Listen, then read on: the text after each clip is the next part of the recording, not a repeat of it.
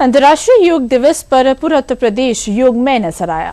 लखनऊ के राजभवन से लेकर झांसी, प्रयागराज और राजधानी की रेजिडेंसी तक जगह जगह बड़े स्तर पर योग कार्यक्रम आयोजित हुए।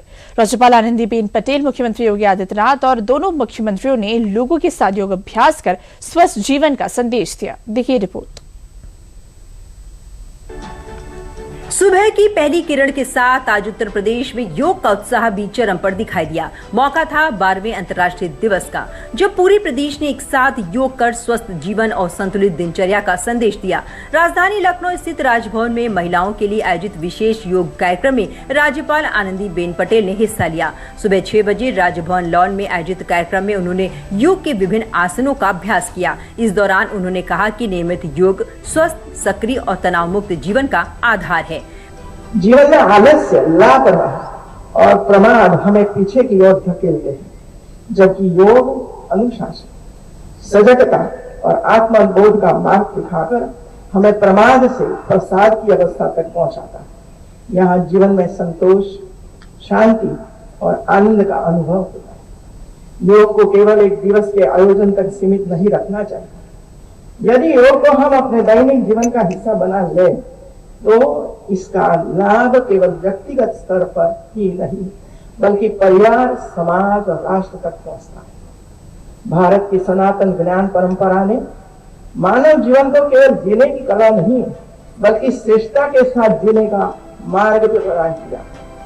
वहीं झांसी की ऐतिहासिक धरती पर सीएम योगी आदित्यनाथ ने हजारों लोगों के साथ योगाभ्यास कर स्वस्थ जीवन का संदेश दिया। इस मौके पर मुख्यमंत्री ने कहा कि प्रधानमंत्री नरेंद्र मोदी के प्रयासों से भारत की प्राचीन परंपराओं और सांस्कृतिक विरासत को वैश्विक पहचान मिली है।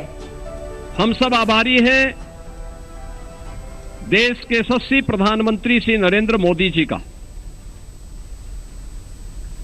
जिन्होंने भारत की परंपरा को, भारत की विरासत को वैश्विक मान्यता देकर के 140 करोड़ भारतवासियों को दुनिया के अंदर गौरव के साथ आगे बढ़ने और उसकी नींव पर एक विकसित भारत की संकल्पना को साकार करने के लिए हम सब के लिए एक विजन प्रस्तुत किया है। प्रयागराज में आस्था और अध्यात्म के प्रतीक संगम तट पर भी योग का भव्य आयोजन देखने को मिला। उप मुख्यमंत्री केशव प्रसाद मौर्य ने हजारों लोगों के साथ सामूहिक योगाभ्यास किया। उधर लखनऊ की ऐतिहासिक रेजिडेंसी में आयोजित योग कार्यक्रम में उप मुख्यमंत्री ब्रजेश पाठक ने भी लोगों के साथ योगाभ्यास किया। विश्व योग दिवस का जो कार्यक्रम आज के दिन मनाया जाता है, इससे देश में बड़ी चैतन्यता और जागरूकता आई।